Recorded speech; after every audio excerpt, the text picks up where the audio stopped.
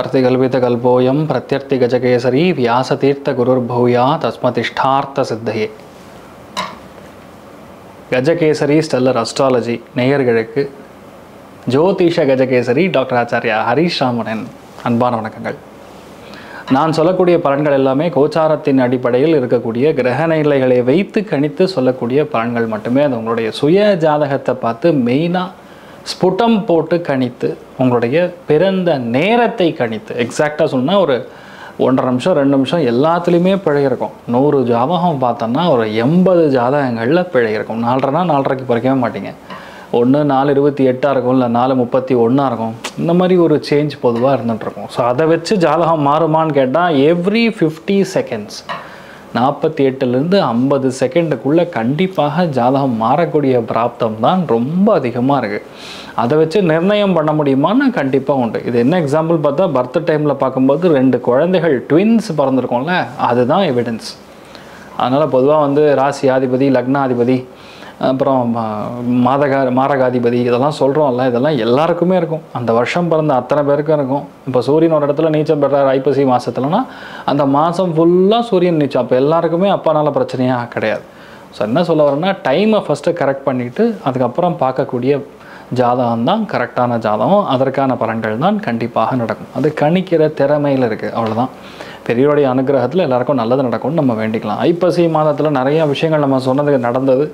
அது நீங்கள் எல்லாருமே பார்த்துருந்தீங்க. எல்லாருமே ரெக்கக்னைஸ் பண்ணி நிறையா பேர் எனக்கு கமெண்ட்ஸ்லேயும் சரி, ஒவ்வொரு ஃபோன் கால்லையும் சரி, நேரடியாக என்ன சில இடங்களில் பார்க்கும்பொழுதும் அதை ரொம்ப ஒரு மிகப்படுத்தி பேசிகிட்டு இருக்கக்கூடிய நிலைமைகளில் நான் எல்லாருக்கும் ஒரு நன்றியும் பெரிய ஒரு ஆனந்தத்தையும் தெரிவித்துக் கொள்கிறேன். மிக முக்கியமாக பார்க்கும் பொழுது இந்த வீடியோ பார்த்திங்கன்னா நவம்பர் மாதத்திற்கான பலன்களை பற்றி தான் நம்ம பேச போகிறோம். நவம்பர் மாதம் எப்படிப்பட்ட விஷயங்களை கொடுக்க போகிறது, 1ஆம் தேதியிலேருந்து 30ஆம் தேதி வரைக்கும் எந்தெந்த கிரகங்கள் எங்கெங்கே இருக்குன்னு பார்த்தோன்னா, கடகத்தில் குரு உச்சமாக உட்காந்துருக்கிறது 15 நாளைக்கு. அதுக்கப்புறம் குரு அந்த இடத்துலேருந்து வக்கரமாகிறார். சூரியன் 16ஆம் தேதி வரைக்கும் ஐப்பசி மாதமாக இருக்கிறதுனால சூரியன் துலாத்தில் உட்காந்துருப்பார். செவ்வாய் புதன் ரெண்டும் விருச்சிகத்தில் உட்காந்துருக்கு. சூரியன் சுக்கிரனும் சேர்ந்து துலாத்தில் உட்காந்துருக்கிறது. அதுக்கப்புறம் ராகு கும்பத்திலையும் கேது சிம்மத்திலையும் உட்காந்துருக்கக்கூடிய இந்த நிலைமைகளில் சந்திரனுடைய சஞ்சாரங்கள் every 2.5 days there is a சேஞ்சுங்கிற மாதிரி இருந்துட்டுருக்கு. ஸோ பேசிக்கலாக பார்க்கும்பொழுது இந்த ஒரு மாதம் எந்தெந்த ராசிகளுக்கு நல்ல விஷயங்கள் நடக்க போகிறதுனா, ஃபஸ்ட்டு விஷயம் நான் சொல்லிடுறேன். நான் சொல்கிறதுக்கு முன்னாடி உங்கள் ஜாதகத்தை எடுத்து கையில் வச்சுங்க. ஒரிஜினலாக உங்களுக்கு குரு வக்கரமாக இருக்கும் பட்சத்தில், இல்லை சனி வக்கரமாக இருக்கும் பட்சத்தில் எந்தெந்த இடங்களில் இருந்தால் நல்லதுன்னு சொல்கிறேன். அதாவது இந்த மாதத்தில் உங்களுக்கு நல்லது நடக்கணும் அப்படின்னா இதுக்கு ஒரு காம்பினேஷன் இருக்குது. மீனத்தில், விருச்சிகத்தில், கடகத்தில் ஒரு வேளை குரு இருந்தாலோ வக்கரமாக இருந்தாலோ அல்லது மகரத்துலேயும் வக்கரமாக இருந்தாலோ கண்டிப்பாக உங்களுக்கு நல்லது நடக்கும். அதே மாதிரி சனியும் சரி, கடகத்துலேயோ விருச்சிகத்துலேயோ மீனத்துலேயோ மகரத்துலேயோ ஒரு வேளை உங்களுடைய சனி வக்கரமாக இருக்கும் பட்சத்தில் உங்களுக்கெல்லாம் நல்லதாக நடக்கும், கெட்டதே நடக்காது. ரெண்டாக பிரிச்சிடலாம். நவம்பர் 15ஆம் தேதி வரைக்கும் ஒரு விதமான பலன்கள், நவம்பர் 15க்கு அப்புறம் கம்ப்ளீட்லி ஒரு சேஞ்ச் கொடுக்கக்கூடிய பலன்கள். ஒருவேளை யாருக்கும் ஜாதகத்தில் வக்கரமாக எந்த கிரகமும் இல்லை அப்படின்னா 16ஆம் தேதி நவம்பர் வரைக்கும் உங்களுக்கு கோல்டன் ஈரா, கோல்டன் டைம்னு சொல்லலாம். ஸோ யார் யாருக்கெல்லாம் நவம்பர் 16ஆம் தேதி வரைக்கும் நல்லா இருக்குன்னு கேட்டால், வக்கரமாக இல்லாத கிரகங்கள் ஒரு வேளை இருக்கும் பட்சத்தில் விருச்சிகம், கடகம், மகரம், அதுக்கப்புறம் மீனம், இவங்களுக்கெல்லாம் செம்ம டைமிங், அருமையாக இருக்குது. சரியா?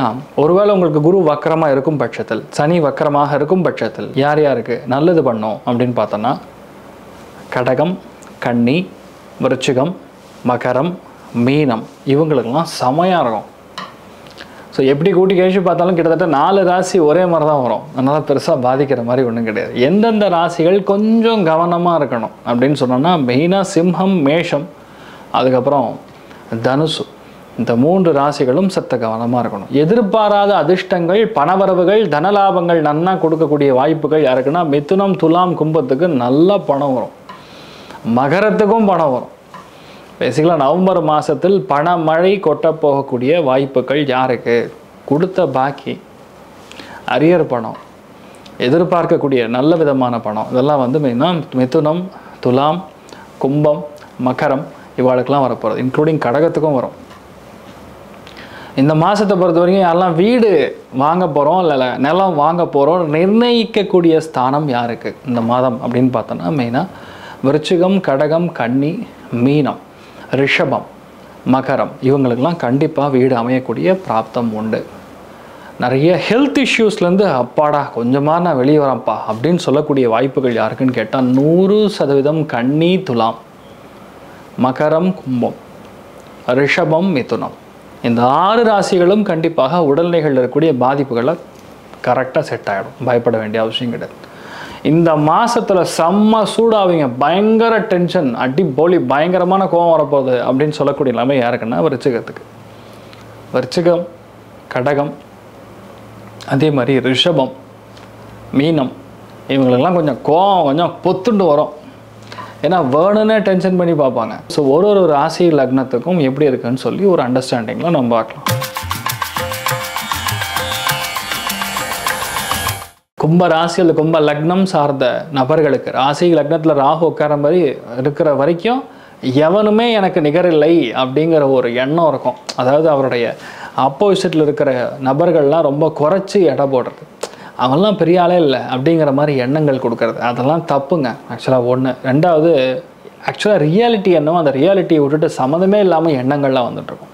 அதாவது நமக்கே தெரியாமல் தப்பு பண்ணுவோம்.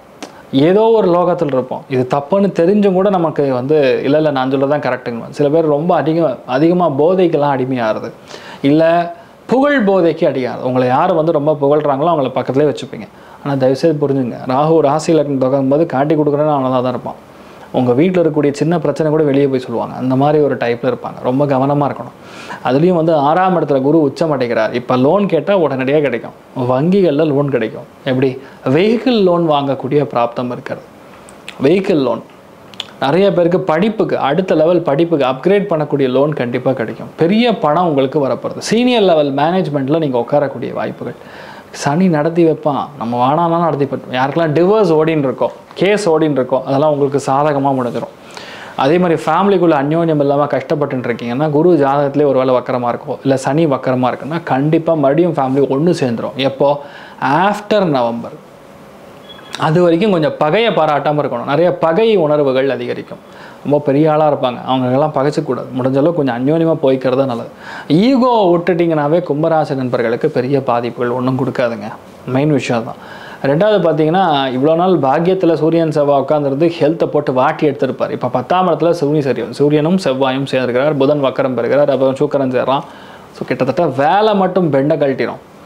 வேலை மட்டும் சாமானியமாக இருக்குது. நம்மளால் அது எதுக்குடா அந்த வேலைங்கிற அளவுக்கு ஒரு ப்ரெஷர் கொடுத்துரும். நான் இருக்க மாட்டேன், உங்கள் பாஸ் கூட சண்டை போட்டு நீ whatever you want you do அப்படிங்கிற மாதிரி என்ன வேணுமோ பண்ணு போயா அப்படிங்கிற மாதிரி தூக்கி போட்டு போகிற மாதிரி ஒரு நிலமெல்லாம் வரும். அதில் வேற எச்சாலாம் பேசுவீங்க. ராகு இருக்கிறனால ஓவராக அனாத்துறது, பெனாத்துறது, சண்டை போடுறது, ஆர்கியூ பண்ணுறது, கண்டினியூஸாக ஆர்கியூ பண்ணுறது. அந்த ஆர்கியூமெண்ட்லேயே மற்றவங்களாம் நொந்து போயிடுவான். போ என்னமோ பண்ணிப்போ அப்படின்னு சொல்லி, அதாவது நம்மளை ரொம்ப தூன்னு பார்க்குற மாதிரி சில நிலைமைகள்லாம் உண்டாக்கிறோம். அதனால் இந்த மாதத்தை பற்றியும் வேலைகளில் கொஞ்சம் கவனமாக இருக்காங்க. கால் முட்டியில் அடிபடாமல் பார்த்துங்க. பட் என்ன தான் சொன்னாலும் காசு பணத்துக்கு பஞ்சம் கிடையாது. பொருளாதாரத்தில் நல்லா இருக்குது. மெயினாக லீஸ் அக்ரிமெண்ட் சைன் பண்ணணும், புது இடத்துக்கு போகிறோம், நல்ல வீடு அமையணும், இந்த மாதிரி ஏதாவது பிளானிங்லாம் இருந்தீங்கன்னா கண்டிப்பாக அமையும். ஸோ பேசிக்லி 6ஆம் இடம் நல்லா இருக்கிறதுனால, அந்த திரிகோணத்திலே சனி உட்காந்துருக்கனால நிறைய நல்ல விஷயங்கள் நடக்கும். லைட்டாக அஜீரண கோளாறு வந்துட்டு போகும், பெரிய பாதிப்புகள் கொடுக்காது. நிறைய நல்ல விஷயங்கள் முடிகிற வரைக்கும் நரசிம்மரை பிடிச்சுங்க, இல்லைன்னா துர்கைக்கு வழிபாடு அபிஷேகம் பண்ணுங்கள். கும்பராசி நண்பர்களுக்கு நல்லது நடக்கும். சந்தோஷம்னு சொன்னால் 70, பொருளாதார ஏற்றம் 80. துர்கையை வழிபாடு பண்ணுறது ஏற்றத்தை கொடுக்கும். சர்வே சனா சுகினோ பவந்து சமஸ்த சன்மங்களானி பவந்த்ரோணு கண்வந்து ததாஸ்து. நன்றி, வணக்கம்.